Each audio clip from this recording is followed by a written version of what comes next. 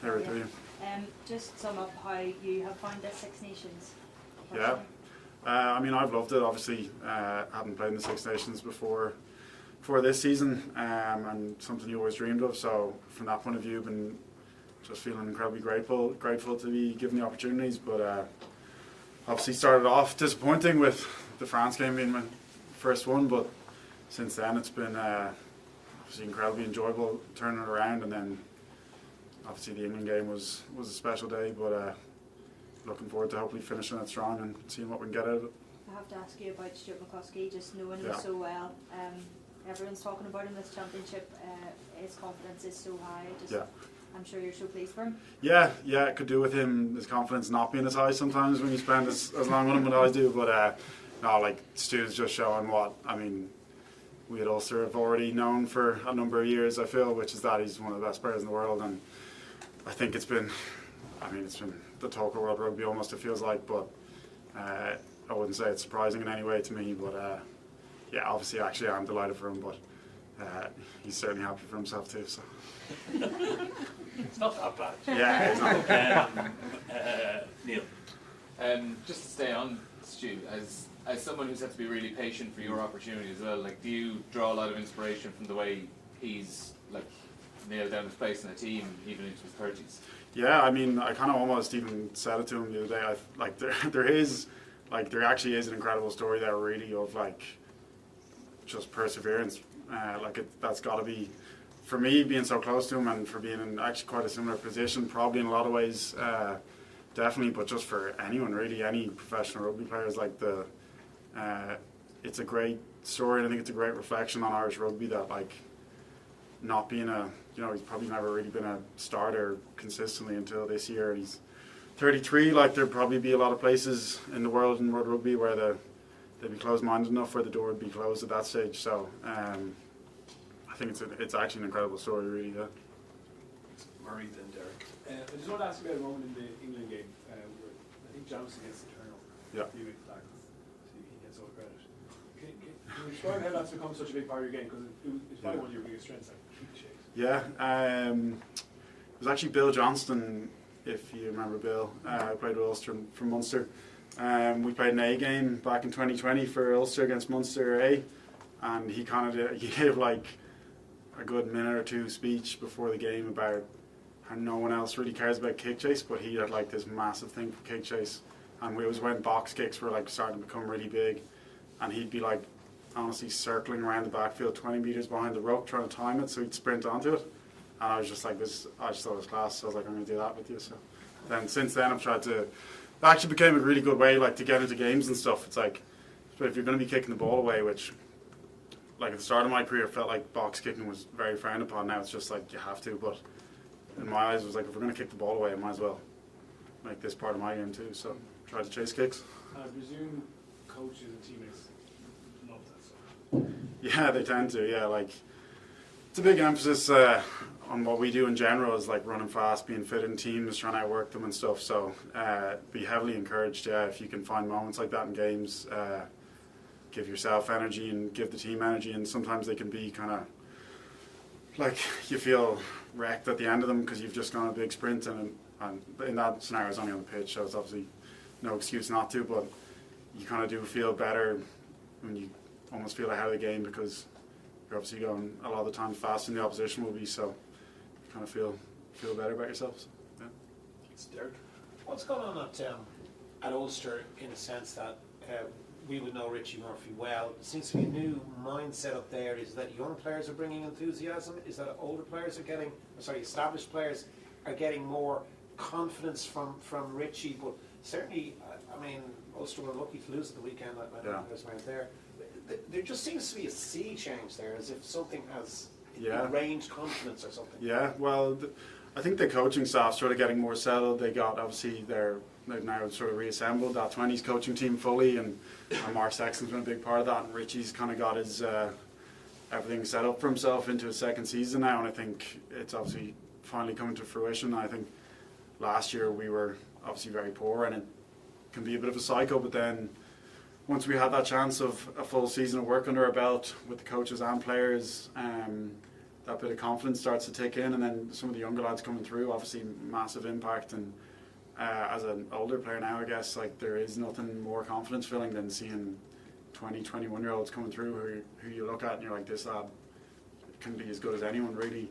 So I think, like, we definitely have a young team, but we've got a fairly good mix, you would say, of like some experience as well. So a combination of factors leading to us having certainly a much better season, but there's still, as you said, yesterday on Saturday was a disappointing result, but I feel like we have the potential to keep going in the right direction, definitely. Okay, we keep telling our readers that Johnny's brother is up there. That's it's just Mark is there. Can you just tell us one specific that Mark does to other than just vaguely going, he has to be good, he's Johnny's brother? Yeah. What have you found that say Mark has done the biggest impact that he's had? Well, we've been calling Johnny Mark's brother for the last few weeks, but like, knowing the three Sexton brothers, like, there is just a temperament that's different to 99.9% of other people, and there's rugby knowledge that, like, presumably everyone in rugby can watch the way that, for example, Johnny played throughout his career and try to coach it, but that's why coaches are, like, it's a hard thing to do, because you have to actually have everyone fully believe you that you're telling the right things and that it means something to do them, and I think he does an incredibly convincing job of doing that. So it's obviously a bit like, your brother was one of the best Irish rugby players of all time, so you have access to all this amazing experience and knowledge, and I'm sure they talk about rugby loads, but like, Mark's his own man. It's not like short on or command of a room or any of that stuff. Like, he can get people going in the direction he wants them to, so he's pretty impressive with it. So knowledge is knowing that tomato is a fruit, and wisdom is knowing pretty much, I guess you'd say it like that. And Sinead, Johnny Vince is on it. Nick, is that performance against England, does that just kind of set a bar for you now going forward? Yeah, I think so. I feel like we sort of knew, or we thought we knew anyway, that kind of performance was in us, and that's probably been the frustration over the last however many months you want to say, that we probably didn't have as many of those as we did, but I think that spark of that knowledge that it is still there, and that we can still do that, sharpens the mind and gives that bit of confidence that, there was certainly a lot of, felt like, outside noise probably doubting us going into that game, definitely. So proving ourselves right probably gives us that confidence to kick on now, hopefully. So we've shown what we can do. No excuse for not doing it anymore, So. And you mentioned there about the kick chase. Like, what else, you've made such an impact when you've come on, what else has been the point of difference, do you feel, for you this season?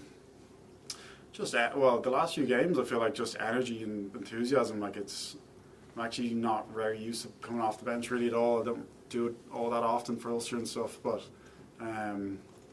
just knowing that you only have whatever it is, 20 or 30 minutes, and just with how, like I was saying before, how, like, grateful I actually feel to be playing. Like, I've experienced not playing for quite a long time, so, like, really the forefront of my mind is how lucky I am to actually be on the pitch. So I just want to get as involved as I possibly can and get as much out of it as I can, and I'm actually not thinking a whole lot of really, like, what the tactical things I need to do or what I need. I'm just go on and just be as energetic and as enthusiastic as possible, and hopefully the lads around you feel better for it. So. Thanks, Johnny. Nick, just the piece about waiting for opportunity. Did you ever get disenchanted with the system, just waiting for opportunity? I wouldn't say with the system, but, like, there's definitely times where I was be fairly sure I wouldn't be playing for Ireland again. Like last year's Six Nations, didn't get picked in the wider squad, and it's when you're 29 and you have, like, a couple of caps, so it's like, it's not like you're a complete unknown or anything. It's, like, fairly easy to believe that there's chances might not come around again. So I'd say, like, I was relatively proud of myself for not getting disenthused or anything, and sticking at it and backing myself and being able to get back to this point. I'd be pretty happy with that, but I wouldn't say it's the system necessarily. But. You came from a sevens background, didn't you? Yeah. What sort of influence has playing sevens had on just the way you play in background? It's a long time ago now. I'd say there's probably less. The one thing I would say is just, like, the speed aspect really of like sevens teaches you how much you actually can run fast and how much sprinting you can actually do, and sometimes certainly as a forward in 15s it can be easy to get into being a bit one-paced and it's a bit of a slog the whole time and you're constantly doing things. But I guess just that experience of sevens where games are won and lost and the ability to just sprint, I'd like to keep that going in myself as much as possible. It's obviously a good number of years now that I haven't actually played sevens, so it's probably wearing off, unfortunately. Thanks, Suzanne. You've kind of answered this in a roundabout way, but you keep talking about how incredibly grateful you are to even be on the pitch. Is there any frustration in that you haven't been given a shot yet in a starting jersey, or is it just well, like everyone wants to start, and I'd love to start as well, but like a lot of people have kind of said that to me, like, oh, when are you going to start? Are you going to, because friends and family, they're obviously trying to imply that I've been going well off the bench and stuff, and obviously I would love to start still, but I still feel like I'm playing the game. Like if you come on for 30 minutes at Twickenham, like maybe you'd argue the game wasn't necessarily in the balance at that stage, but like that's a pretty important part of things, and I've always tried to like not worry too much about selection or whatever it is, but the fact that the coaches are backing me to be in the squad and to come on when games are being decided or not, and I'm getting to do what I've always dreamed of doing, like not worrying too much about what number I've got in my back, you know.